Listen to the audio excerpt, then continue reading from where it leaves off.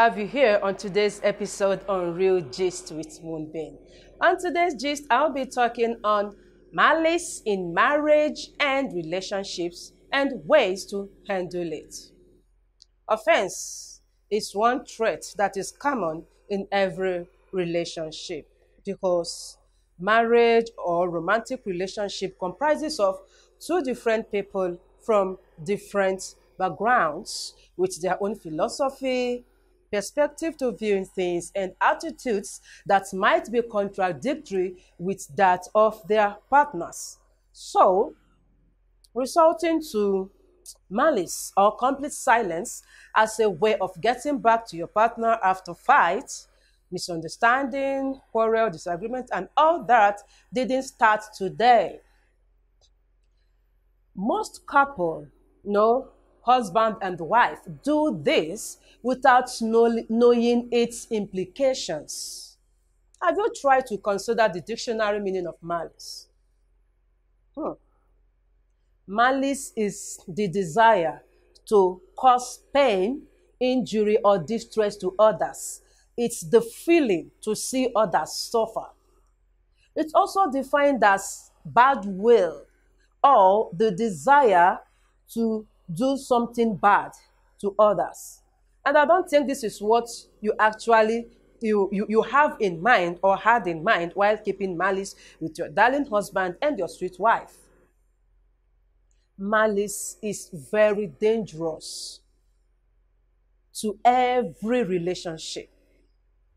Malice can lead to cheating.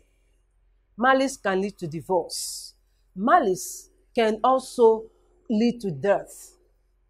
As human, after a hard day work, after a long day in the office, in your business place, or even a successful day, at the end of the day, you need someone to talk to share how your day went, to share your happiness, to share your pain.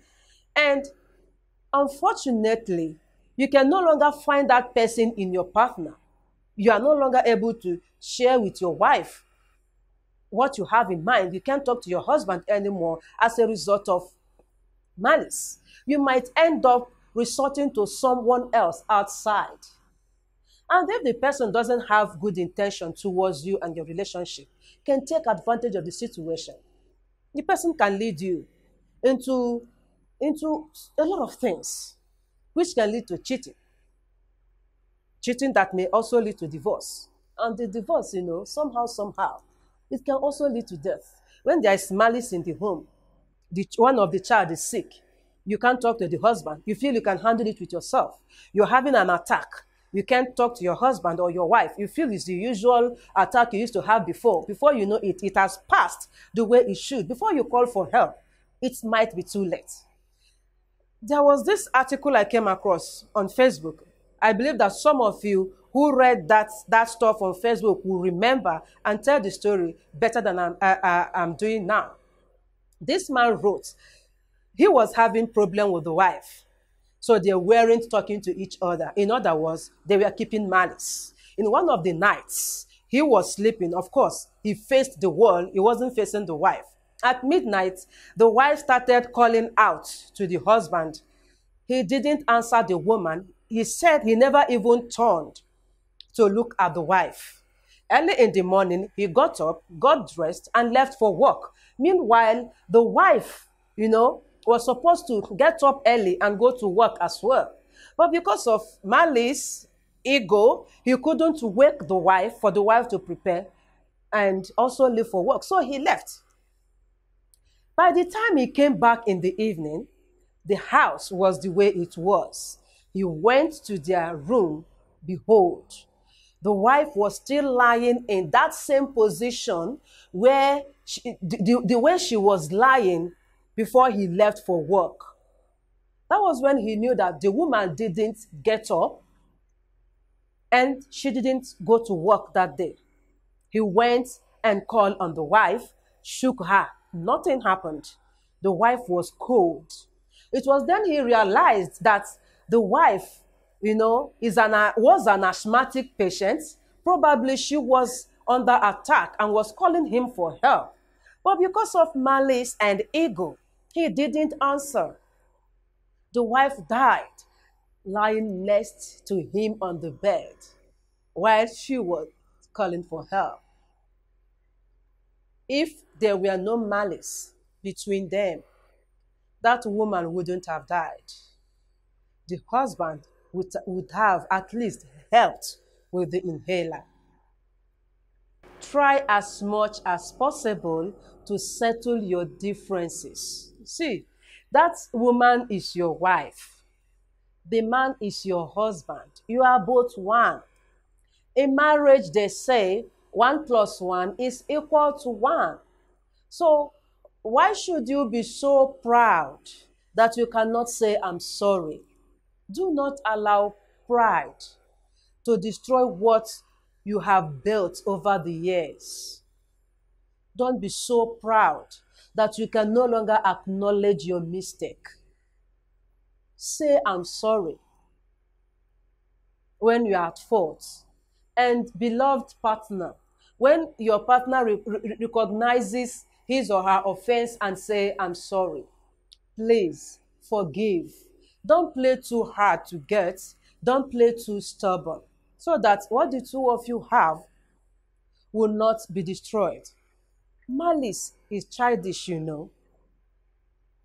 The things that even cause this malice, this thing they call malice in relationships, are minor things. There was this testimony my former president in Full Gospel Businessmen Fellowship shared some time ago.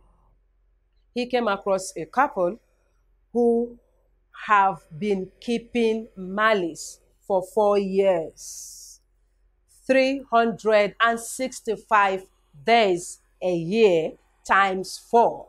And they are both living in the same house, probably still sleeping on the same bed, but they weren't talking to each other for good 4 years. According to him, they communicate through the children. The man gives probably the eldest child money for the house, for the upkeep, for feeding and all that. The child gives to the mom. Mom goes to market, cook and all that. They communicate via the children.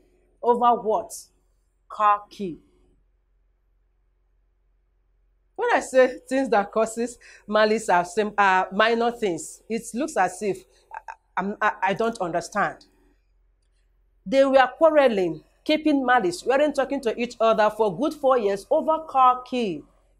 The man bought a particular car. The lady likes the car, wants to drive the car or ride the car. And the man said, no, this car is specifically for me. You are not driving this car. They both have their cars, but just that one car, who will drive the car, kept them apart from each other, living under the same roof for good 4 years without talking to each other.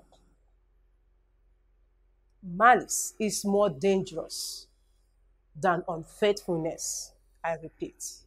Now, how can you actually, I know somebody will be asking, so what should we do to overcome this?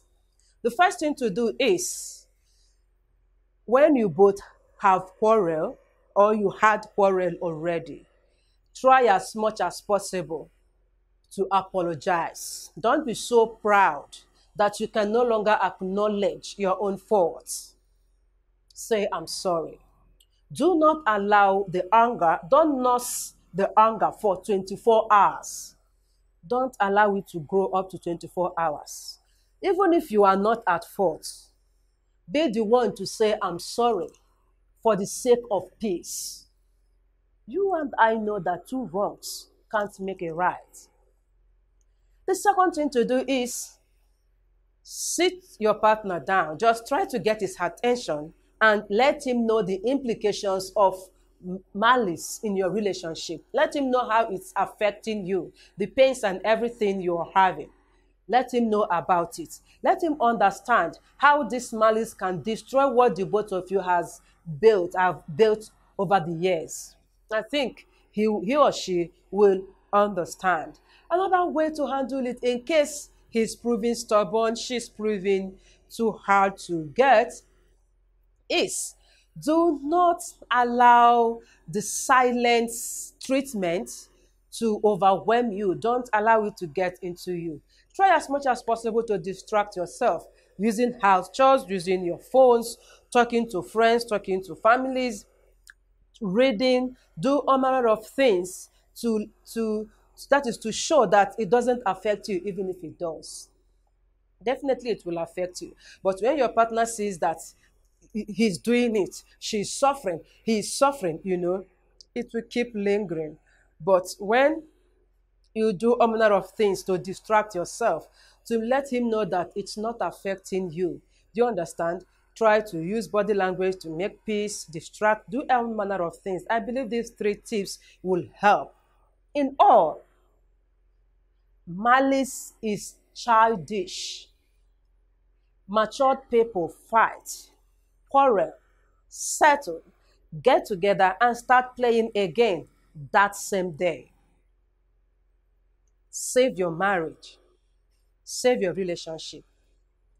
Thank you for watching.